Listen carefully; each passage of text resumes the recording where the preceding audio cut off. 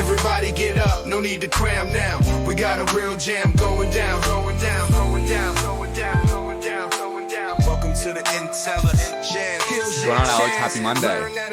Happy Monday. I think it's your turn to choose the jam. So what do you want to jam on this week? One thing I'd love to jam on is just like this concept of one and done price tests. It's something that I've heard come up a few times, and people are talking about how do we, convince people that they shouldn't just test once. And to me, that's like such a funny question, because it's like, why do I need to convince anyone that they need to do this more than once? But yeah, I'd love to just jam on that and talk a little bit about like maybe price testing roadmaps and strategies and why I think one and done is kind of a silly concept. I'm super pumped to jam on this one. And like, I guess like maybe some like extra open transparency here is like, this is definitely a challenge for us at IntelliJAMS. A lot of people, they know us for price testing. They come and they want to run a price test and they're like, hey, I'm going to run a price test for 3 months. I'm going to gather the results and then I'm going to make a decision on what I want to do. Hey guys, if I do that, can I downgrade my plan? Like, can I sign up for something for like a 3-month pilot? And the answer is yes, you can, but I don't think you should. And I think the reason you shouldn't do that is like, we are in such a dynamic market. And like, again, I have berated tariffs to death at this point, but like tariffs are a good example of this. Like the market is just constantly changing. Your competition is constantly changing. Like it's not static. So to think like, hey, I'm going to run a price test in this 3-month period, find the results, and then that's going to be good enough for me for the next like 3 years, I don't think is accurate. I don't even think it's accurate to say like, hey, I'm done with that price test or like that set of products now that I have this done. And I think like the big part of this is like, I like to think about testing or experimentation, especially with something like price, as pretty cyclical on like evaluate, experiment, execute. Is like, hey, you have done the experiment here and you have executed on a winner, but you need to go back into that evaluate phase so that you can figure out like, hey, is this holding? Did this introduce, we've done an episode on here before of like substitute effects. Like there are a lot of knock-on things that can happen. And if you just feel like I'm done, you're missing a lot of potential opportunity. Yeah. There's a couple dimensions to this that you touched on. So the first is that you want to run a price test and that might be something really top of mind for you. Like I want to raise my prices because of tariffs or my manufacturer changed costs on me. So there might be something really acute that you're feeling and I want to test changing my pricing. And that might be the question that you're trying to answer. But like my main perspective is that is super narrow and there's a lot more factors that go into building out the economic engine of your business than just that one price change. So you talked about the cyclical evaluating, experimenting, and executing and like iterating on that over and over again. Maybe another like sort of orthogonal dimension to that would be all the dimensions by which price, maybe capital P, is part of it. So it's not just the price of your products. There's your shipping fees, there's your free shipping threshold, there's discounts, because as you raise prices, that might then have an interaction effect with where your free shipping threshold is. Yep. That may also have an interaction effect with discount thresholds or how much of a discount you're giving and how that discount is perceived. And you may be able to raise prices and offer more of a discount because now at a higher margin across the board, you're able to use discounts to offset those things. So anyway, one broad perspective that I have is that pricing is not just how much a unit of a t-shirt costs, but it's all of the other factors that go into how much someone is paying. I didn't even list them all, and I maybe we can go down that path. But I really want to emphasize that testing just your product prices is a very narrow component of the overall quote unquote pricing strategy. Yeah, I like that. And like one thing I find myself saying a lot when people are like, hey, tell me about IntelliJAMS in the difference between X, Y, or Z. And I think a lot of people, when they think of a testing tool, like they come to conversion rate optimization. And what I've been saying is like, hey, IntelliJAMS is letting you go beyond the page. Yep. Like, don't just change the content, the words, the colors, the buttons, but like play around with these things that don't actually live on the page, but are more core foundational pieces of your business. And like, let's hit on some of them, because like you talked about price, there is free shipping thresholds, gamification tiers, the offers that you're presenting, like what is your discounting strategy looking like? These are all things that you can experiment with that are going to provide outsized returns versus like making a copy change or a button change. Now, I'm not saying don't do that. Like that's important. Yeah. You got to add by ones, but like look for some ways where you can have these big multiplication effects, and like just doing it once and saying I'm done, you're going to leave a ton of value on the table. Okay, let's because you started to do it, and I have a few more that I want to touch on around like different pricing strategies. There's also volume discounts. So buy two, buy three, buy four, save XYZ. So there's quantity discounts. There's membership pricing. So there's a lot of people who have, pay for a membership or even just become a member, and now you get different pricing. And this is more for consumables, but subscription pricing. Do I offer a 10% subscribe and save, 15% subscribe and save? Do I offer you a really deep discount on your first order? That's something that I see a lot of people doing, where it's like 50% off your first order if you sign up for a subscription. So there's all sorts of different ways to do some of the like membership loyalty pricing.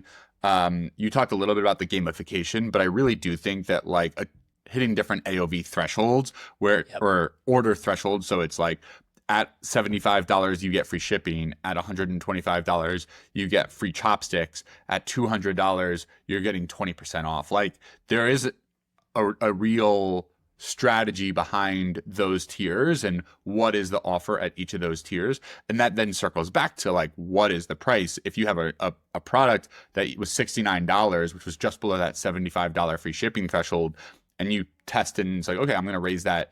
It turns out that raising that to $79 works well. Well, maybe what you just did is just shifted your revenue from shipping to product, because now you're giving free shipping and people are just giving that revenue to you up front. So you're moving revenue around. You're not necessarily making more of it. So I think that that's where like a lot of these things have interaction effects that it's important to, again, consider, evaluate the broader spectrum and like, what is the strategy here? And then experiment to figure out like where you can pull those different levers. Exactly. And to put that into like a very practical like case here, like you were saying, hey, I raise my price. Like I come in because I want to do a price test, and I come in and I change the price and I evaluate that. And then I say, I'm done. I'm going to roll with that for the next year or whatever. Yeah. Again, all those knock-on effects. Like if you instead did that and then ran other experiments afterwards, like, hey, did I just pull revenue forward? Like, let me actually run the same test again now and see if I get the same result. Hey, was that because like something else that was happening? I think like another big piece we were talking about at the beginning is like market dynamics. Like you don't exist in a vacuum. There are all sorts of products and other things like substitutes out there, even beyond like your catalog. What are your competitors doing? And like, I think by the time this comes out, like you have a fantastic newsletter coming out where you're kind of like talking about some of these dynamics and like, hey, someone does something that has effects on you. And to think that like I made this change and it's static and like my competitors or someone else or the market isn't going to respond to what I do, I think is false. Everyone is watching each other. Everyone is like acutely aware of what their competition's doing. Totally. Exactly. Like you lower your prices today and that has an outsized impact on conversion rate that drives incremental profit, even though it's a lower price. That is something we've talked about before. But then your competitors change their prices and lower it to try and match you. And now the whole situation is different, and that effect may not be the same. And so one thing I talked about in that blog post is sometimes when your competitors zig, you should zag. And there's this game theory of like, while so many brands ask me this question, what are the best practices that you're seeing e-commerce merchants do these days? I like have answers to that, but as I've been reflecting on it and what I wrote in that post is like, there's not one size fits all. And like, if everyone just did the same thing, it would be a little bit of a race to the bottom. And so you kind of have to figure out, like, for your own situation and your own dynamics, but then also sort of like playing a little bit of game theory here with what your competitors are doing. What's what's your winning strategy? Because there's no one best practice, because otherwise we'll end up in a stalemate. The zag when everyone's zigging is like, again, comes back to the whole point of this jam of don't do something and be done. Is I think a lot of times those best practices are great as a starting point. And then once you've got something going, you now have specifics to you, specifics to your situation that you can start to tweak and change and like figure out the path forward that's actually based on like your initial hypothesis, rather than like, hey, I'm going to do these best practices for the next year. It's like, nope, you figured something, you figured out a place to start, and then you're actually going to use the results. Again, let's go back to that cyclical nature, is like, I've ran my experiment, I've executed something, now let's go evaluate, and like, hey, I'm evaluating the field, what's my next experiment? And it's just like around and around we go to constantly be in pursuit of the most successful, foundationally sound, profitable business you can create. Yeah. No, it's so funny too. Not to belabor this point about constantly evaluating, but I can't tell you how many times people will run a test, and sometimes underlying this concept is statistical significance and noise. But sometimes people will run a test, they'll see an outcome, and they'll execute that outcome or execute the change that they set up in the test, and then 2 months later they don't feel like they're getting the value or the impact from the test. And sometimes maybe they're like, the impact is overstated in the test just because we didn't have a lot of data and we measured some uplift, and we need to measure that or qualify that uplift by a little bit because of just sample bias. But also maybe just the dynamics changed. Like, you made that change and then other people followed you, or your consumers now expect that from you. And so I think that like there is a game theory, a cyclicality here that you need to take into account. And so to just say, okay, I'm going to test this thing once and set it and forget it. I mean, I think that's the mentality that retailers had when they were tagging 25,000 products with a price label and putting them in a warehouse and then on shelves. And you can't really go retag 25,000 products. I mean, you could, but it would be really challenging. But we're not in that world anymore. We don't, I mean, some folks are, but when you're selling stuff online, it's really easy to retag the pricing on a product. So I think that there's no reason to be stuck in a once a year price change. That's a really good point. Like, the promise of D2C is kind of like rapid iteration and customer feedback and customer data. So like, use it to your advantage. You have like the ability to change these prices. You have the ability to run these experiments and like be dynamic, be rapid. And like a lot of these things, like, hey, if it doesn't work out, it's totally reversible. Like, you can do this, no harm, no foul. And you're like, take it away. Don't actually execute it. Just run the experiment. Say, hey, I learned something and I'm done. Yeah. Cool. Well, I hope people took something from this, but yeah, happy to, and it didn't feel too self-serving. Obviously, we want people to keep testing all sorts of different aspects of their store, but hopefully, this is helpful for different folks.